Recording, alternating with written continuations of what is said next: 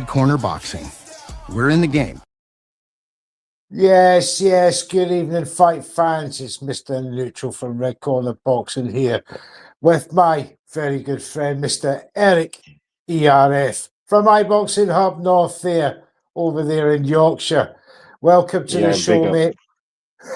Big up. I'm good. How you doing, Neutral? How you doing, I'm Mr. doing Neutral? okay, mate. Doing okay, mate. I'm doing, you know, considering. We'll get into that in a bit. But I see that big smile on your face. I'm loving it. I'm loving it already. But look, before we get into it, I've got to say we are sponsored by EasyStories.com for your local nationwide needs and boxing fight zone for any of your boxing merchandise and apparel. T-shirts galore that have just champions on it. Go check out the wonderful array of stuff. It's all there, and maybe a discount or two. Well, Eric, I've reached out to you and said, come on my show. We got to have a chat, right, about Devin Haney, the Enigma, as I am calling him now, right? Now, just to give people a bit of history, just of why I'm calling this show, because me and Eric, ladies and gentlemen, have been going hammer and tongs over a certain fighter and fights, or fighters and fights. So much so, crosswords, and regrettable things said and all the rest of it in group chats. And, some timeouts were having to be called because such was the heated debate and convictions of both sides. Would you agree, Eric? Yeah, 100%. Me and you were like yin and yang. When I first started this, you was there at the beginning. When Rico sort of put us together, to be fair, Rico was like, you two. I think he knew what he was doing, that boy. He knew what he was doing, yin and yang. But Devin Haney is my favorite fighter. I've invested a lot of time from his pro debut watching him. So he's a fighter I've seen before he went pro when he was an amateur. So it's what I've invested in. So when the topic comes up and there's the other side and the narratives I say, and on the other side people say, it's always going to be a heated back and forth because I'm always going to have something to say. You know what? I'm never short on words, am I? No, you're definitely not. And such was the strong convictions on both sides. It's fair to say, because I didn't have quite the number of years, following Brian Norman as you had. Excuse me, you probably, seen a lot more things than I did that I didn't appreciate, Eric. And I have to admit that and hold my hands up. Mr. Neutral was wrong. Right? I'm not. Hey, I've been waiting for this day.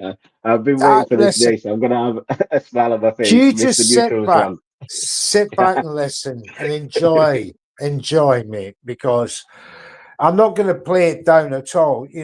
Absolutely convinced 150 million% on what I thought and what I believed.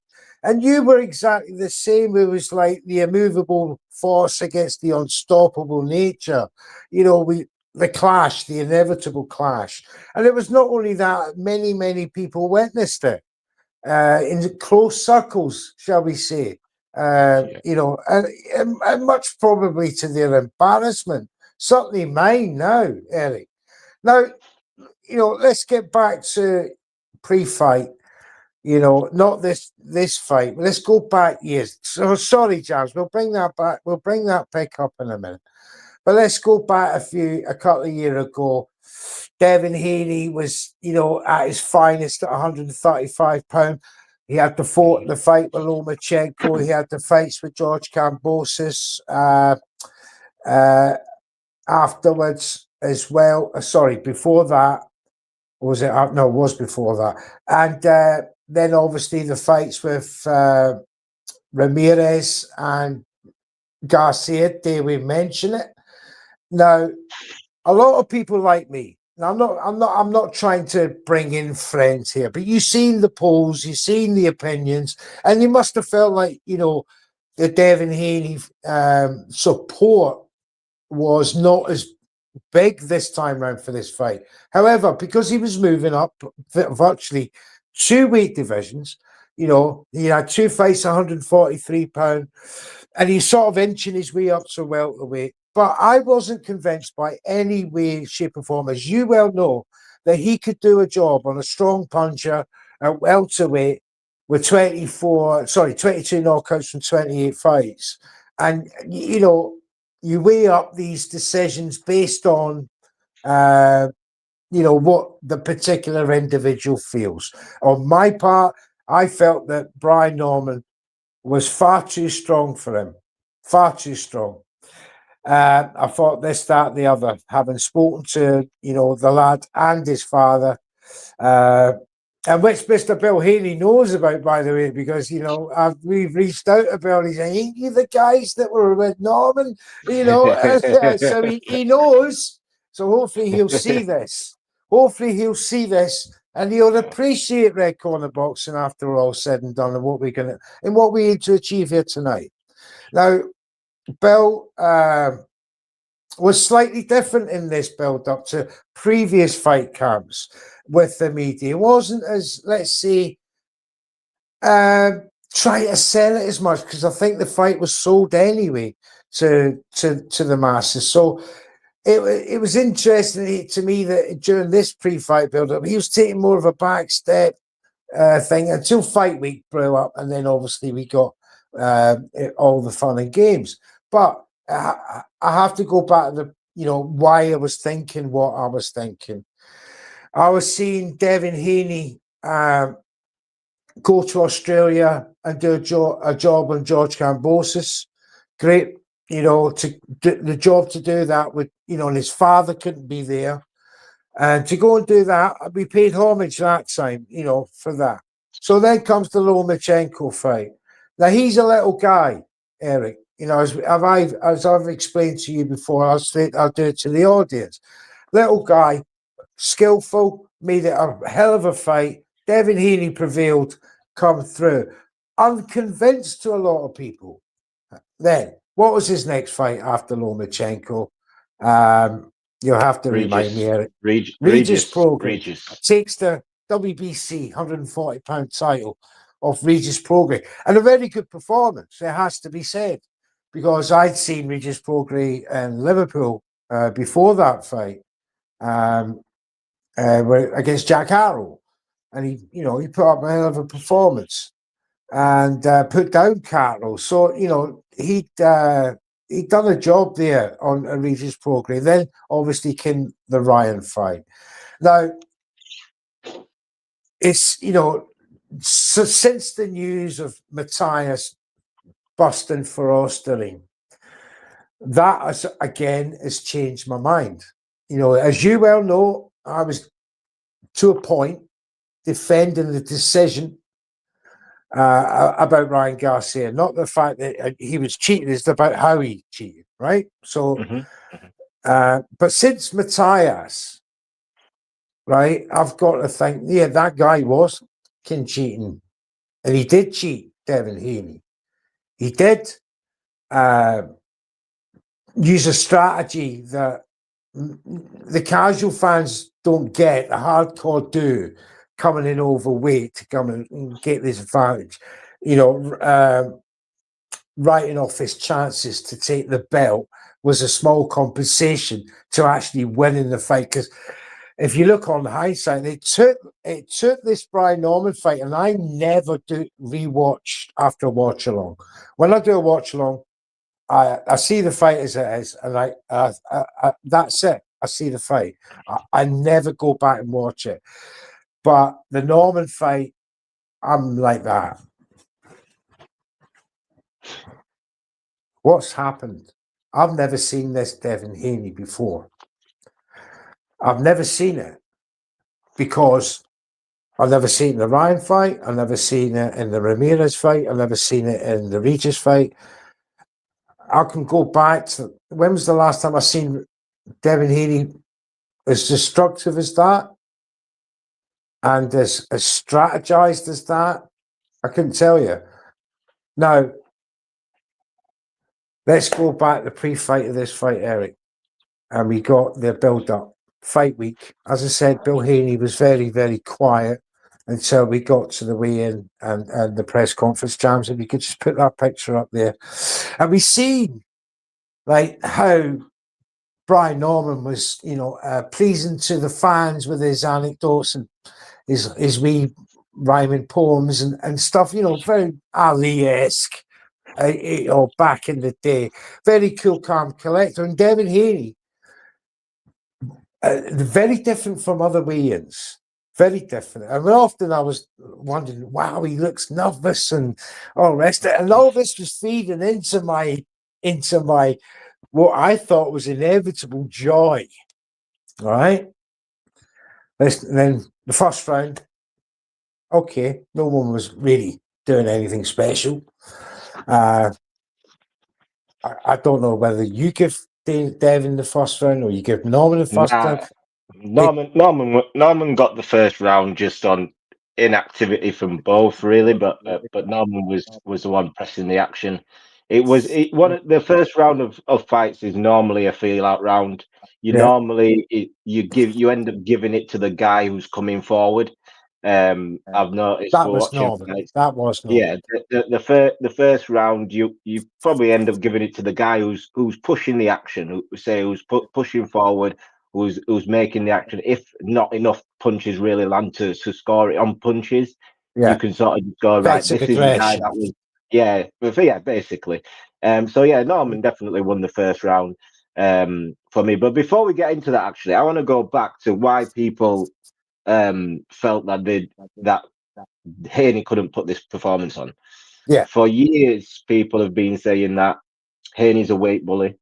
Obviously, you seen him in the first George Kambosos fight. You saw how he looked in that. The second one, and then even the Loma fight. Everybody called him a weight bully, but my argument to that is somebody who's cutting down, as we've seen with Chris Eubank Jr. Just the videos, what's come out today or whatever. When you're cutting so much weight, you're depleting yourself to a level that it's a risk. It's a very high risk, especially at the elite level of boxing. When you are fighting the elite guys, you're fighting for world championships. It's a massive risk to drain yourself to get to that weight and then rehydrate. People think rehydrating is just, you get off the scales and you just chug water or juice or whatever. It's a strategy of how to rehydrate properly. And Devin did that. And what I didn't like when people kept going, you're a weight bully, that's why you're fighting these guys. It's not like he was down there not defending anything. He stayed down there to get the undisputed fight. He signed a 3-fight deal, which meant that he had to fight George Kambosos twice, which is fulfilled, and the third fight was Loma, which is fulfilled. People saying, he's a bigger guy, he's a weight bully. It's like he was down there defending his belts. So you can't blame a fighter who's fighting the guys he's supposed to fight in the division he's supposed to be reigning in. If he wasn't making weight and blowing weight on the scales, I could understand you need to move up. But I felt like Devin needed to move up a long time ago, but his dream was to win those belts. And he did that. So when he moved up to 140, and the other criticism of Devin is he didn't have power. So when he moved up to 140, and he ended up dropping Regis, I said to I'd said prior to that, Devin will have more power. Everyone's like, no, you can't gain power. Draining yourself, it weakens you. It weakens the way. Especially Devin doesn't punch for power, by the way. It's not that he hasn't got power. It's how he throws his punches. He doesn't really sit on his punches, as well as draining yourself so you don't have the full capacity of your body because you've not fully recovered. Even though it's fight night and you've rehydrated, everyone's like, yeah, you've rehydrated. You haven't rehydrated to a healthy level where when you're sparring and you're hurting people in sparring and stuff like that. But doesn't that feed into the narratives of the fans who say, well, isn't that an example of weight bullying? Well, it's a fine balance of draining yourself down of all your minerals and all the rest of it and being effective. The context of that, though, is... Which he got away with because he did. He was effective. He won his matches. If you're making the weight, that's at your detriment. It is at your detriment, like we've seen with, like I was mentioning again, Eubank Jr. in the last fight. with Conor Benn.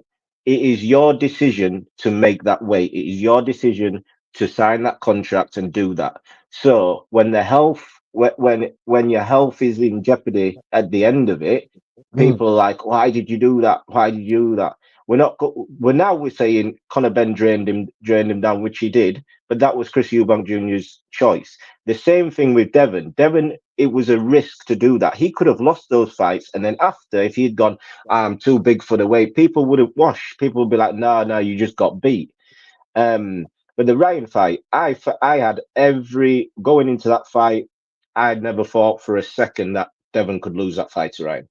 I always thought Devin is a better fighter than Ryan. Just better skilled all round. Ryan isn't serious. Even the build up, Neutral, the build up. We were going back and forth in the build up. Everything was just completely. So the fight happens. Ryan wins the fight.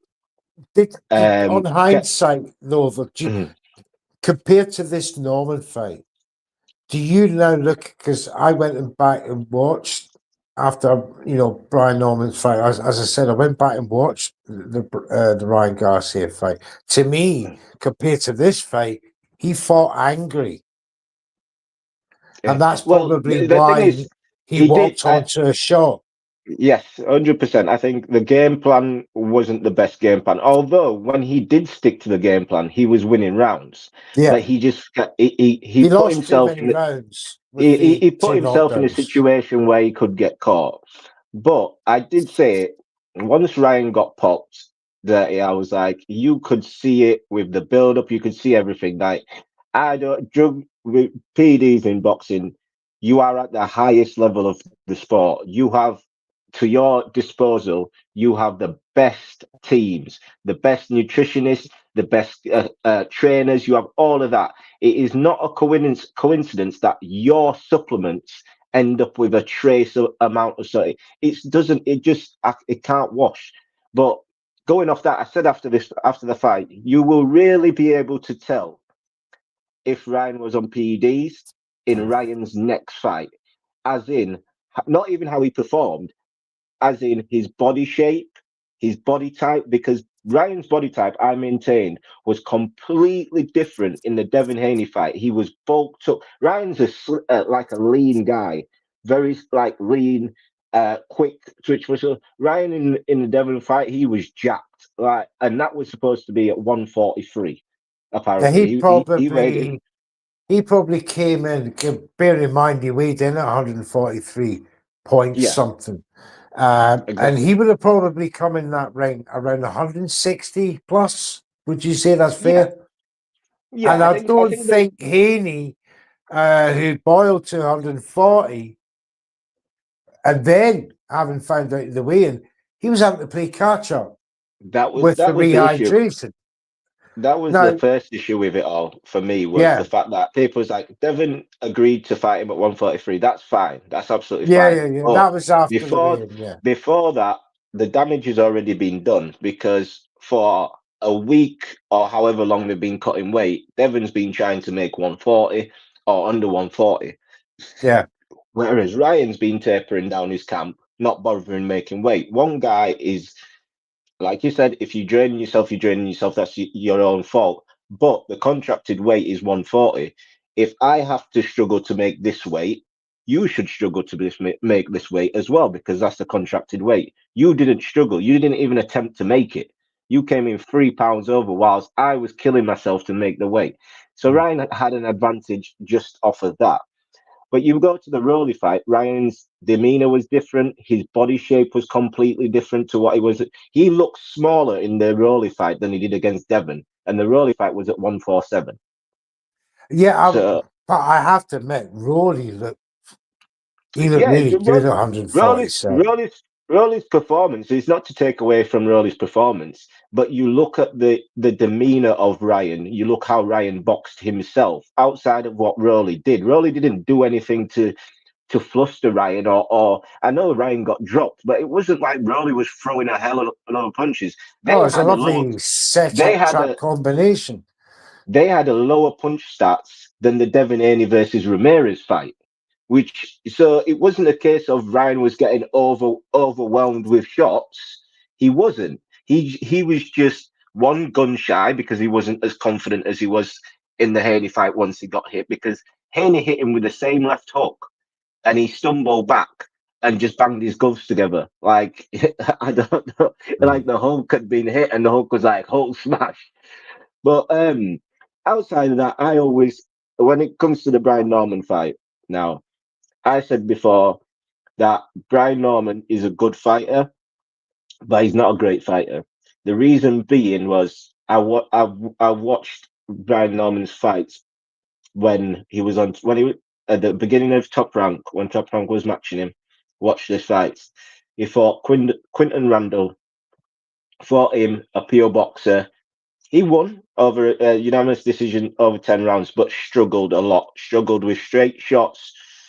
Just kept coming in straight. Really struggled against that thingy. He also got dropped by Boca Chica, who's not a big puncher. So people going into this fight saw Brian Norman knock out Jin Sasaki and thought, right, Devin Haney is susceptible to left hooks, like the Ryan Garcia fight. Surely Norman will be able to do it.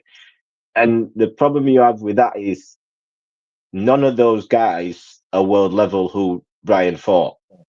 None of those guys are world level. None of those guys was ever picked to do anything. It wasn't like Santian was the big win for Brian Norman, but who and what has Santian done to the level of a Devin Haney and the skill set of a Devin Haney?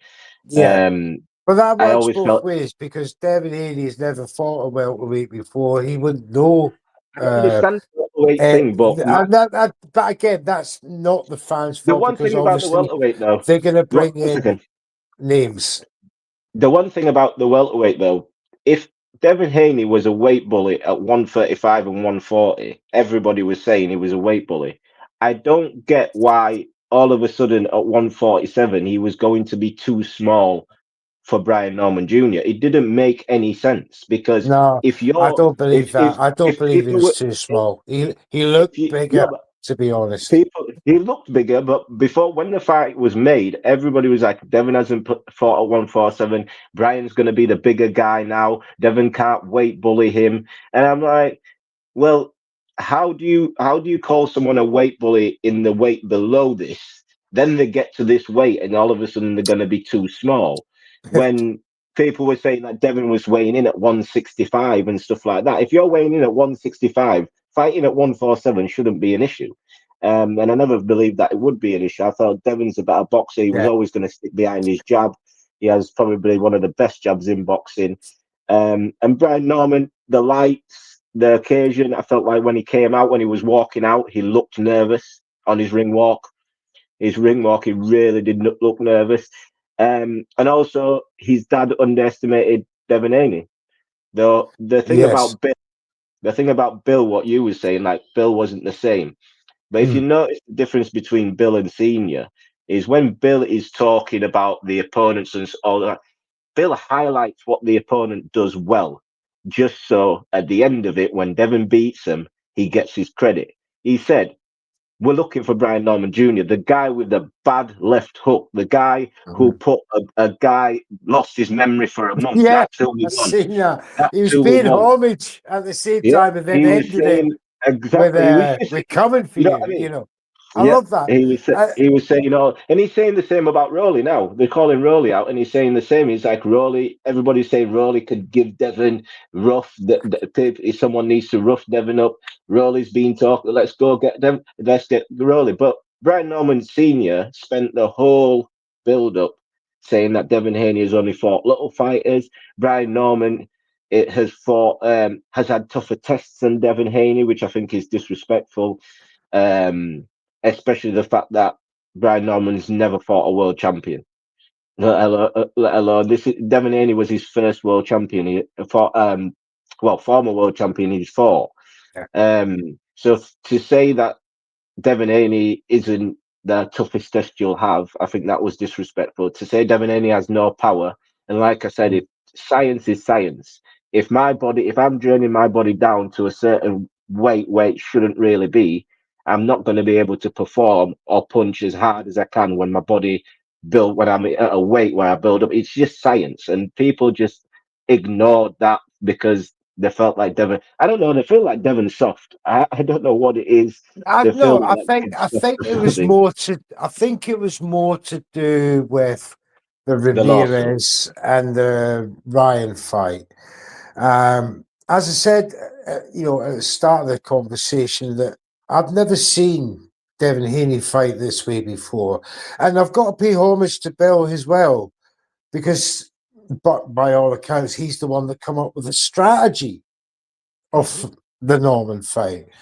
And round two, when Devin with a lovely combination, and then that right hand that put Brian down.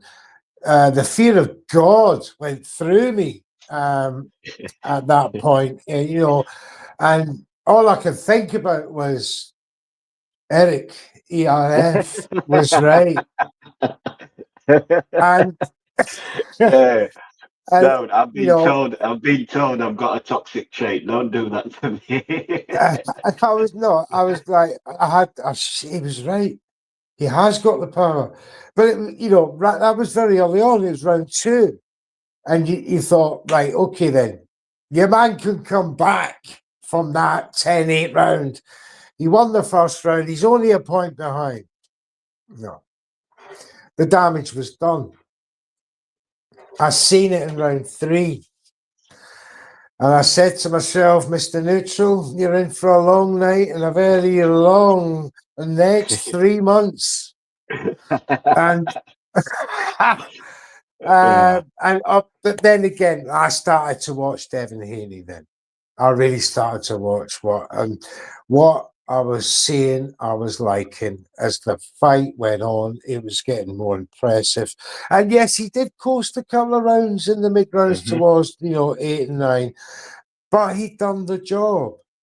And Yeah, he deserved to take a little break and then re-establish the domination. And let's not mix it up. It was a dominating fight. It was a dominating performance. And at the end of the night, at the watch along, I was just like, he's done it. yeah. Incredible. Incredible. We did a watch along on iBoxing with iBoxing USA with Trill, the commissioner, $2 bill, yeah. and I forgot it was 3 o'clock in the morning. I can imagine. When he dropped Norman, I forgot it was 3 o'clock in the morning, and yeah, it's safe to say I probably worked the house up just shouting, I told you, I told you. But listen, the performance from Devin was it was a great performance. He at the beginning of the fight, he stamped that he had power to hurt Norman, which made Norman guess himself, which gave Devin time to do whatever he really wanted in that ring. Norman did make adjustments throughout the fight to take away that left hook from Devin, which was good from Norman, to be fair. But I never felt after that second and third round, I never felt he was in there to win rather than he was in there not to get stopped. Because I believe this fight could have gone the same way as Crawford versus Spence had Norman kept trying to win.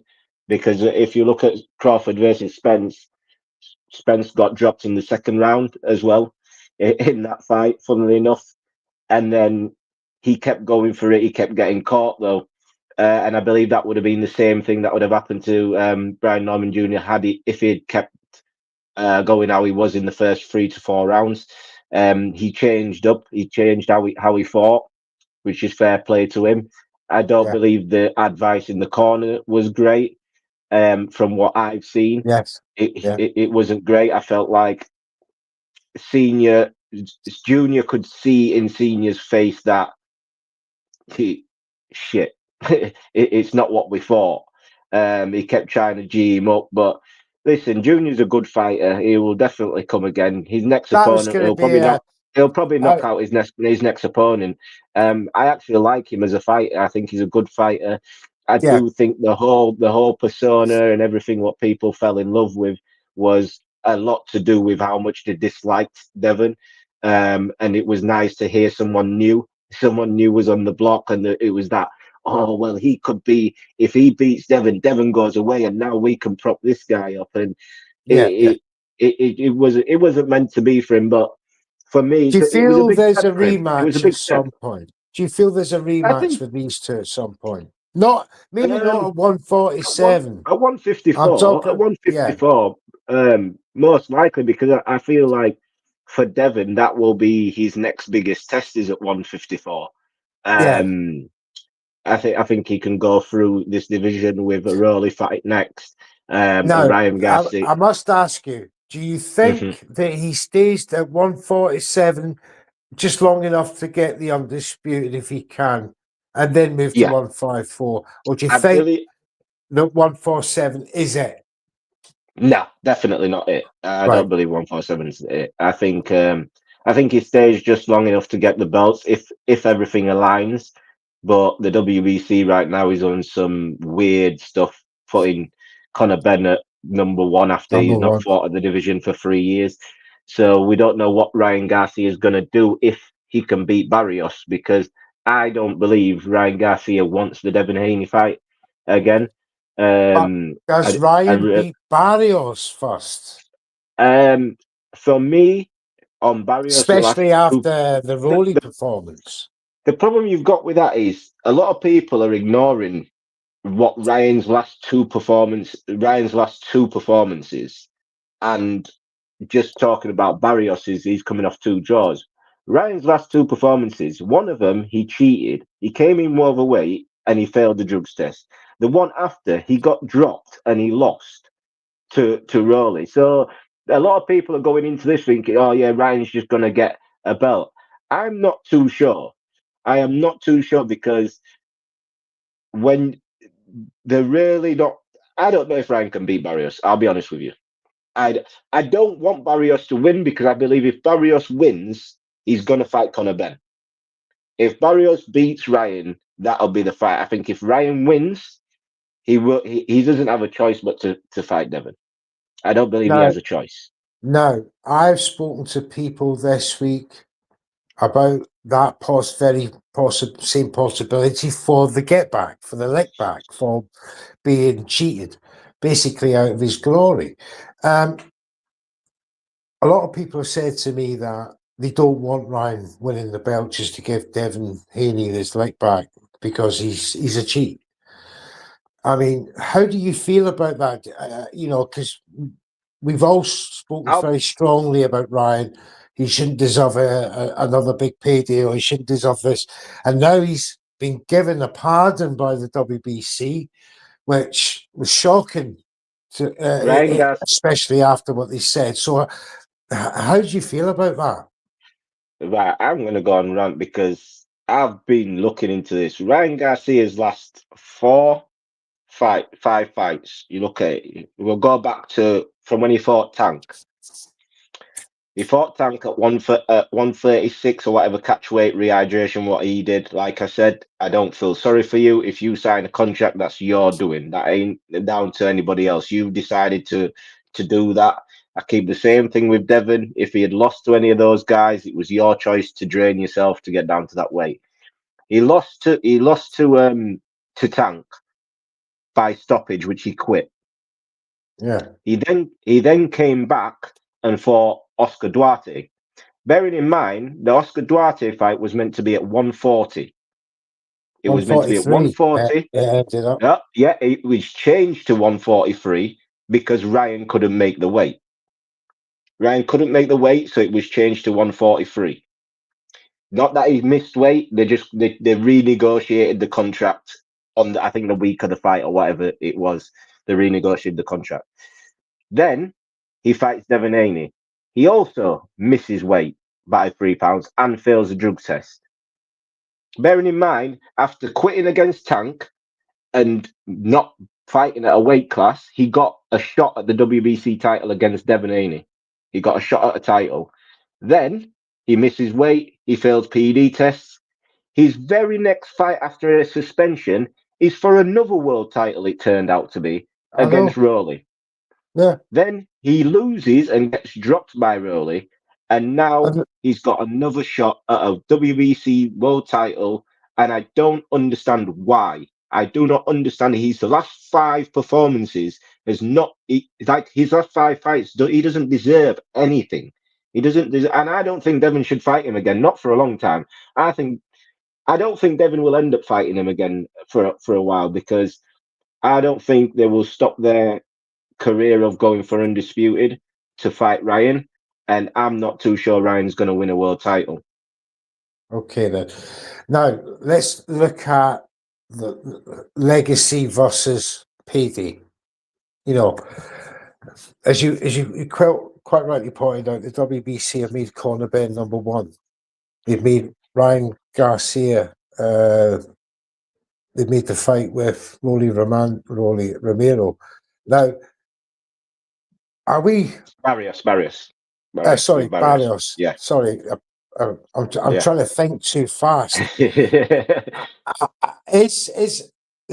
I believe the WBA and the WBC are most corrupt sanctioning bodies out there for a start, and I'm not surprised if they're angling these rankings and these championship moves to steer these very 2 boxes into their arms for the 3% of what could be a humongous, purse to make that fight should it happen.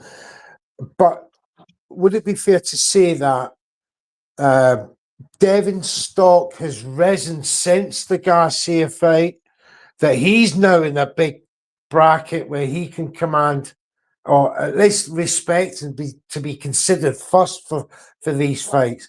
Do you think him and Bill are going to have a battle with these sanctioning bodies to do the right thing? Yeah, since the Garcia fight, well, I'd say just after the Norman fight, his stock's definitely risen, because I think after the Garcia fight, you're looking at Eddie and everyone saying, "Oh, he's not worth the money for Sandor Martin." No one bidding for the Sandor Martin fight, or there was one bidder or whatever it was. Then going into the Ramirez fight, the performance wasn't great. People wanted to see more action. His stock dropped again. And then after this fight, you could see the agenda anyway. I don't like this performance for Eddie Hearn and Conor Benn to say this was a boring fight. Funnily enough, like you said, Neutral, it was like it was similar to the Regis fight. Whereas when Devin beat Regis, bearing in mind he dropped Regis once, same sort of performance, dropped Regis once, dominated the fight. Eddie Hearn got on the mic, said, "This is the new era of boxing, Devin Haney. He's the next guy, pound for pound. He's up next." He does the similar performance, but better performance against Brian Norman, a bigger guy, a guy who a lot of people was picking, a guy who Devin was underdog against. He was underdog going into the fight. Oh, absolutely, yeah. So he puts on that performance, and all of a sudden, now nobody wants to see this kind of boxing. Nobody wants to, and it was always an agenda, because I don't believe Eddie wants Conor Benn anywhere near Devin Haney. Calling a fighter boring and no one wants to see them is an excuse that you don't want to fight them. You've heard that excuse so many. Canelo did it to Andrade when Andrade was trying to fight him. Canelo was doing it to Lara at first. There's so many fighters. Oh, I don't want to fight him. The boring. Listen, if you're an action-packed fighter, your fight shouldn't be boring. So no matter who you're fighting, whether it's Devin Haney, whether it's Shakur, funnily enough, he don't want to fight Devin Haney, but he's happy to fight Shakur, which I find strange to me, because they're very similar. Shakur's a southpaw and more defensively minded than Devin is. Yeah, I don't know what position he come in the rankings. I think it was around number 5 or 6. Is it the WBA? Conor Benn today was ranked. I'm not sure about that one. No. What after November 22nd, rank 4? Eric, I'm going to hold my hands up. I've found a bit of love for what Devin Haney's work, and I now want the very best for him. But I can see the squeeze out from the big, who want to protect their assets away from Devin Haney, as you quite rightly said. Because now if he fails to get the Barrios fight, which I think, or the winner of the Barrios fight, which I think he will do, Conor Ben, will that force Devin and Bill to look at maybe the IBF for for that unification, to then say to the powers that be, look, come on, this makes sense now, make the undisputed. Well, it wouldn't make any sense that the fact that he could go for the IBF but can't go for the WBC, because Eddie Hearn has both fighters if Conor Ben was to win the WBC. Eddie Hearn has Crocker, and if Crocker gets beat by Paro, I believe Eddie's got Paro. Got Paro as well, yeah. Got Paro. So that's Eddie what I mean. Eddie has control of the IBF at the moment, and if Conor was to win the WBC, so whichever way, if Eddie's happy to put Crocker in there with him, which he probably will do more so than Ben, because he'll probably want to wait for Ben to be the last belt for the undisputed. And probably to think that he's the best chance to take them off, Devin Haney. So is he setting traps? In other words, I believe Eddie's playing. He's playing a game where he's trying to close all the doors that Conor Ben somehow gets this belt, because even if it's a case of Barrios beats Ryan and doesn't take the Conor Ben fight, he'll get stripped and Conor Ben will be handed the belt. Or if Barrios moves up, he's now in position that whenever that belt either gets relinquished, he'll gain the world title. So that's what Eddie's done. So one way or the other, and that's if Conor can make 147. But I also believe that in that time, if Josh Kelly manages to beat Molitaev, I believe that will more likely be Conor Ben's next shot is for a belt at 154, because Conor Ben will be confident he can beat Josh Kelly, apparently. I know Josh Kelly was after that fight a long time ago, and Conor Ben didn't want it. But I think if Ryan wins that, beats Barrios, if Ryan beats Barrios, I believe, and Josh Kelly beats Molitaev, I think Conor Ben fights Josh Kelly. Now, it's funny to say that, because, we got lots of people on the timeline today, who says that Conor Ben's got a #1 WBC ranking. He's not fought in the division for 3 years. Would that not, let's say, upset the sanctioning body at WBC if he was to, continue to avoid welterweight? It's by taking a Josh Kelly fight. Unless it's under the WBC auspices, of course, he would have, he'd run the risk of relinquishing his rank. I think Conor Ben wants to become a world champion. I don't think once he gets that, at the end of the day, if he gets the belt at 154 off Josh Kelly, if that was to happen, the fights at 154 are just as big as the fights at 147, because they have boots there. Devin and Ryan and whoever's going to end up moving up to 154 as well. But if he gets the IBF belt, Conor Ben can fight anyone at 154 in England, and they'll parade it around. So it's not like he's going to go through the gauntlet through there, because the IBF has that rehydration clause, and most 154 fighters don't want to do that. Whereas Conor Ben saying he's a 147, he won't do the IBF rehydration clause at 147, but he would do it at 154. Okay. Can Devin Haney be undisputed by the end of 26 and the beginning of 27? Yes, I believe he beats every anyone with a title now. Anyone with a title now, or anybody who's in line for a title, the next fight, I believe he beats So do quite I. easily. I So think do I. his next test is definitely at 154. The likes of Virgil Ortiz, Boots, even Fondora with the height difference and stuff like that. I think that's his next test, and that's what I'm looking forward to. I want to see Devin in hard fights. I've never wanted him to take easy fights. My favorite fighters, I just want to see you compete against the best guys. If you lose, you lose. In boxing, the one loss, everybody wants to throw you away. It's like Brian Norman Jr. Yeah, The people that want to throw him away just aren't interested in boxing. I want to see what he does next, because exactly. losing to Devin Haney isn't a bad loss. It's not a bad loss because, one, you're 24 years old, you're young. You're young in your career, and you've lost to a former undisputed free division world champion. It's not something you can look at and be disappointed in. Yeah, Yeah, in the moment, not winning the fight is disappointing, but for me, a fighter like Brian Norman Jr., he'll do well in the. I think he beats a lot of the guys at 147. To be quite honest with you, Devin Haney made him look like that.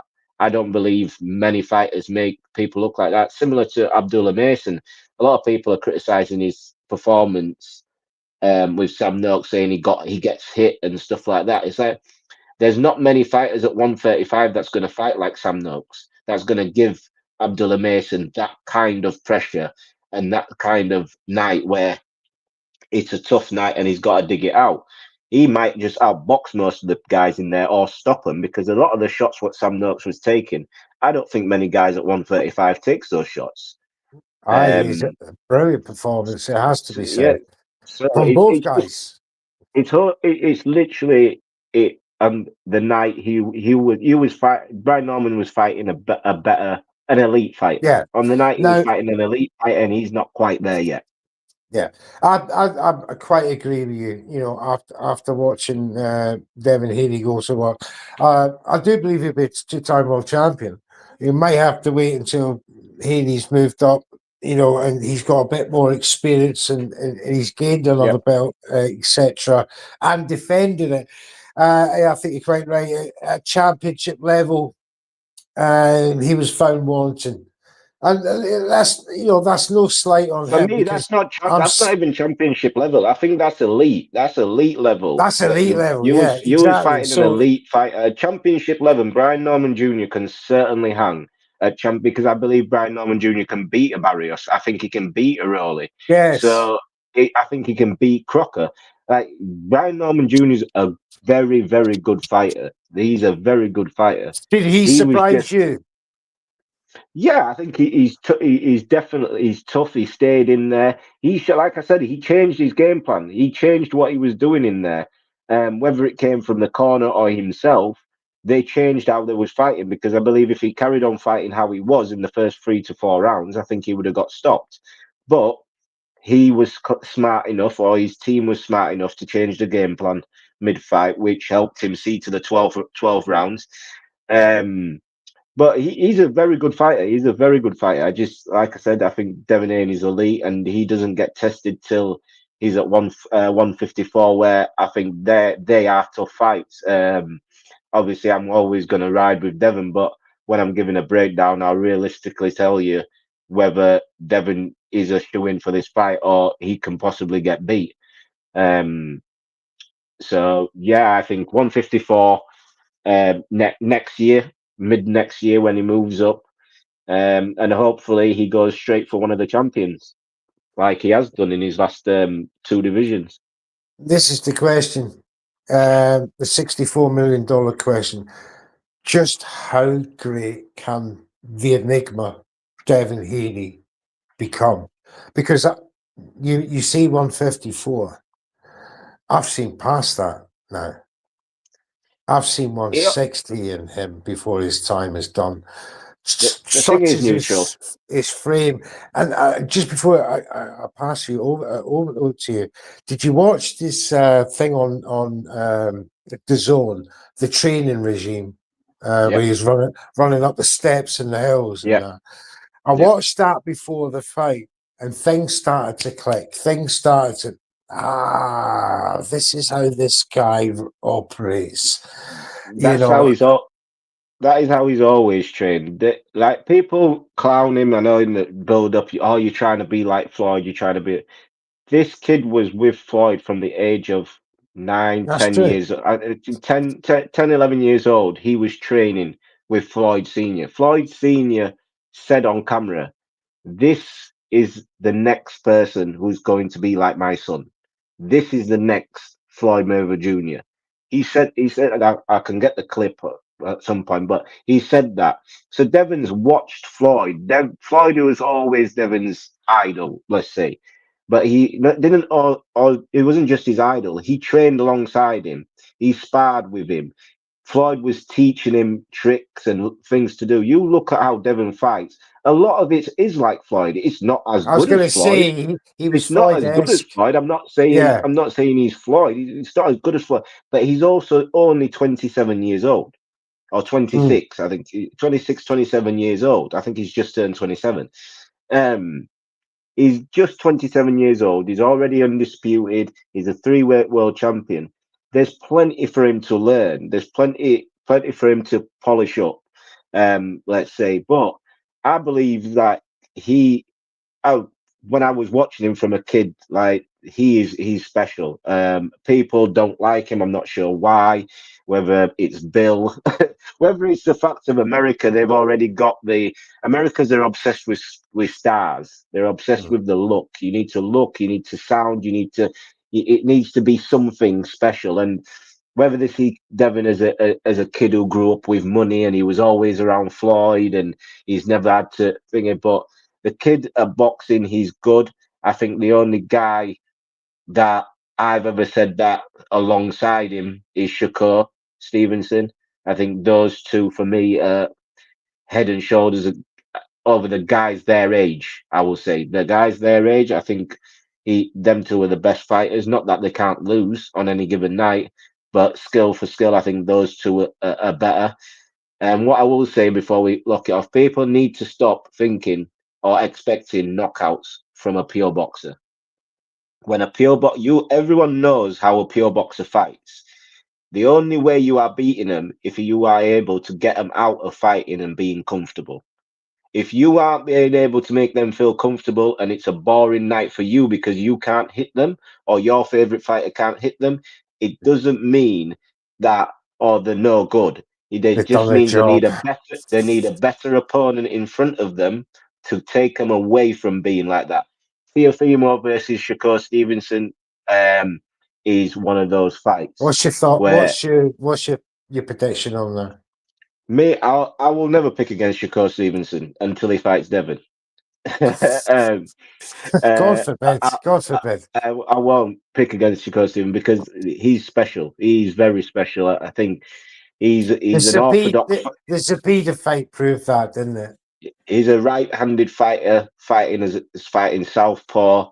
He's so he's very versatile. Shakur. People call him a runner or whatever. There was the De Los Santos fight. It wasn't a Yeah. great performance, but it wasn't a But great performance from De Los Santos either.